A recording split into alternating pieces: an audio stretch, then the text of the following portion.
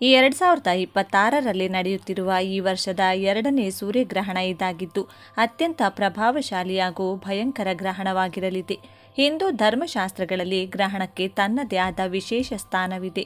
ಗ್ರಹಣ ಕಾಲದಲ್ಲಿ ಸಾಕಷ್ಟು ನಿಯಮಗಳ ಪಾಲನೆ ಮತ್ತು ಸುರಕ್ಷತಾ ಕ್ರಮಗಳನ್ನು ಅನುಸರಿಸುವುದು ನಮ್ಮ ರೂಢಿ ಮತ್ತು ಸಂಸ್ಕೃತಿ.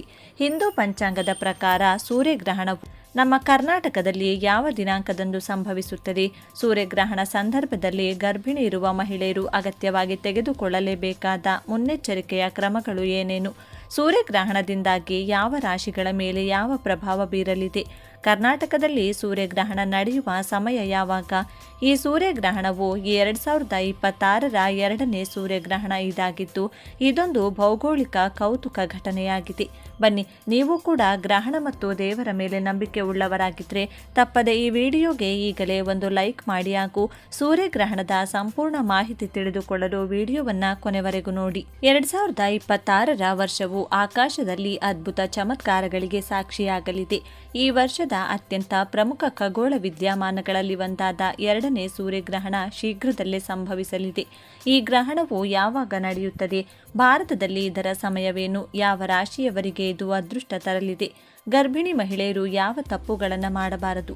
ಈ ಎಲ್ಲ ಮಾಹಿತಿಯನ್ನು ಇಂದಿನ ಈ ವಿಡಿಯೋದಲ್ಲಿ ನಾವು ನಿಮಗೆ ಸವಿಸ್ತಾರವಾಗಿ ತಿಳಿಸಿಕೊಡ್ತೇವೆ. ನೀವು ಇನ್ನೂ ಕೂಡ ನಮ್ಮ ಚಾನಲ್ಗೆ ಸಬ್ಸ್ಕ್ರೈಬ್ ಮಾಡಿಲ್ಲ ಅಂದರೆ ಈ ಕೂಡಲೇ ಸಬ್ಸ್ಕ್ರೈಬ್ ಮಾಡಿ.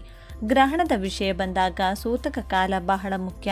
ಶಾಸ್ತ್ರಗಳ ಪ್ರಕಾರ ಗ್ರಹಣವು ಭಾರತದಲ್ಲಿ ಕಾಣಿಸದಿದ್ದರೆ ಸೂತಕದ ನಿಯಮಗಳು ನಮಗೆ ಅನ್ವಯಿಸುವುದಿಲ್ಲ. ಹಾಗಾಗಿ ಈ ಬಾರಿ ಭಾರತದಲ್ಲಿ ಅಥವಾ ಕರ್ನಾಟಕದಲ್ಲಿ ಯಾವುದೇ ದೇವಸ್ಥಾನಗಳು ಮುಚ್ಚುವುದಿಲ್ಲ ಮತ್ತು ಪೂಜೆ ಪುನಸ್ಕಾರಗಳಿಗೆ ಯಾವುದೇ ಅಡ್ಡಿ ಇಲ್ಲ. ಆದರೂ ಜ್ಯೋತಿಷ್ಯ ಶಾಸ್ತ್ರದ ಪ್ರಕಾರ ಗ್ರಹಣವು ಭೂಮಿಯ ಮೇಲೆ ಅಲ್ಪ ಸ್ವಲ್ಪ ಪ್ರಭಾವ ಬೀರುವುದರಿಂದ ಕೆಲವು ಮುನ್ನೆಚ್ಚರಿಕೆಗಳು ಅವಶ್ಯಕ. ಸೂರ್ಯಗ್ರಹಣದ ಸಮಯದಲ್ಲಿ ಗರ್ಭಿಣಿಯರು ತುಂಬ ಎಚ್ಚರಿಕೆಯಿಂದ ಇರಬೇಕು ಎಂಬುದು ನಮ್ಮ ಹಿರಿಯರ ನಂಬಿಕೆ.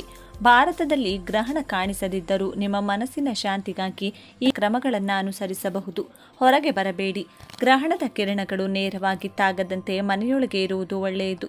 ಚೂಪಾದ ವಸ್ತುಗಳ ಬಳಕೆ ಬೇಡ. ಕತ್ತರಿ, ಸೂಜಿ ಅಥವಾ ಚಾಕುಗಳನ್ನು ಬಳಸಬಾರದು. ಧ್ಯಾನ ಮತ್ತು ಮಂತ್ರ. ಈ ಸಮಯದಲ್ಲಿ ಓಂ ನಮೋ ನಾರಾಯಣಾಯ ಅಥವಾ ಸಂತಾನ ಗೋಪಾಲ ಮಂತ್ರ ಪಠಿಸುವುದು ಅತ್ಯಂತ ಶ್ರೇಷ್ಠ. ಆಹಾರ. ಗ್ರಹಣದ ಮುನ್ನವೇ ಮಾಡಿದ ಆಹಾರಕ್ಕೆ ತುಳಸಿ ಎಲೆಯನ್ನು ಹಾಕಿಡಿ. ಇದು ಆಹಾರವನ್ನು ಶುದ್ಧವಾಗಿರಿಸುತ್ತದೆ. ಈ ಸೂರ್ಯಗ್ರಹಣವು ಸಿಂಹ ರಾಶಿಯಲ್ಲಿ ಸಂಭವಿಸುತ್ತಿದೆ. ಇದರ ಪ್ರಭಾವ ಎಲ್ಲ ರಾಶಿಗಳ ಮೇಲೆ ಇರುತ್ತದೆ. ಅದೃಷ್ಟ ರಾಶಿಗಳು. ಮೇಷರಾಶಿ, ಆರ್ಥಿಕ ಲಾಭ ಮತ್ತು ಹೊಸ ಉದ್ಯೋಗಾವಕಾಶಗಳು ಸಿಗಲಿವೆ. ಮಿಥುನ ರಾಶಿ, ಅದೃಷ್ಟ ನಿಮ್ಮ ಪರ ಇರಲಿದೆ. ಕುಟುಂಬದಲ್ಲಿ ಸುಖ ಶಾಂತಿ ನೆಲೆಸುತ್ತದೆ. ಧನು ರಾಶಿ, ವಿದೇಶ ಪ್ರಯಾಣ ಮತ್ತು ಹಳೆಯ ಬಾಕಿ ಹಣ ಕೈ ಸೇರಲಿದೆ. ತುಲಾರಾಶಿ, ಮಾನಸಿಕ ಒತ್ತಡ ಕಡಿಮೆಯಾಗಿ ಹೊಸ ಉತ್ಸಾಹ ಮೂಡಲಿದೆ. ಎಚ್ಚರಿಕೆ ವಹಿಸಬೇಕಾದ ರಾಶಿಗಳು. ಸಿಂಹರಾಶಿ, ಗ್ರಹಣವು ನಿಮ್ಮ ರಾಶಿಯಲ್ಲೇ ಇರುವುದರಿಂದ ಆರೋಗ್ಯದ ಬಗ್ಗೆ ಎಚ್ಚರವಿರಲಿ. ಕುಂಭರಾಶಿ, ಹೂಡಿಕೆಯಲ್ಲಿ ಎಚ್ಚರಿಕೆ ಇರಲಿ. ಅನಗತ್ಯ ವಾದ ವಿವಾದಗಳಿಂದ ದೂರವಿರಿ. ಗ್ರಹಣ ಮುಗಿದ ನಂತರ ಸ್ನಾನ ಮಾಡಿ ಮನೆಯನ್ನು ಶುದ್ಧೀಕರಿಸಿ. ದಾನ. ಬಡವರಿಗೆ ಅಕ್ಕಿ, ಗೋಧಿ ಅಥವಾ ಕಪ್ಪು ಎಳ್ಳನ್ನು ದಾನ ಮಾಡುವುದು ದೋಷಗಳನ್ನು ನಿವಾರಿಸುತ್ತದೆ. ಮಂತ್ರ. ಸೂರ್ಯದೇವನ ಮಂತ್ರವಾದ ಓಂ ಘೃಣಿ ಸೂರ್ಯಾಯ ನಮಃ ಅಥವಾ ಗಾಯತ್ರಿ ಮಂತ್ರವನ್ನು 108 ಬಾರಿ ಜಪಿಸಿ. ಮಾಡಬಾರದ ಕೆಲಸಗಳು. ಗ್ರಹಣದ ಸಮಯದಲ್ಲಿ ನಕಾರಾತ್ಮಕ ಆಲೋಚನೆಗಳನ್ನು ಮಾಡಬೇಡಿ. ಹಿರಿಯರ ಜೊತೆ ವಾದ ಮಾಡಬೇಡಿ. ದಿನಾಂಕ 2026ರ ಆಗಸ್ಟ್ 12 ಬುಧವಾರ ಗ್ರಹಣವಿದ. ಇದು ಪೂರ್ಣ ಸೂರ್ಯಗ್ರಹಣ ಸಮಯ.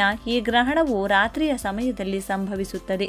ಅಂದರೆ ಆಗಸ್ಟ್ 12ರ ರಾತ್ರಿ ಸುಮಾರು 9 ಗಂಟೆಗೆ ಪ್ರಾರಂಭವಾಗಿ ಆಗಸ್ಟ್ 13ರ ಮುಂಜಾನೆ 4:30 ವೇಳೆಗೆ ಮುಕ್ತಾಯವಾಗುತ್ತದೆ. ಭಾರತದಲ್ಲಿ ಗೋಚರತೆ. ಇದು ಭಾರತ ಮತ್ತು ಕರ್ನಾಟಕದಲ್ಲಿ ಗೋಚರಿಸುವುದಿಲ್ಲ.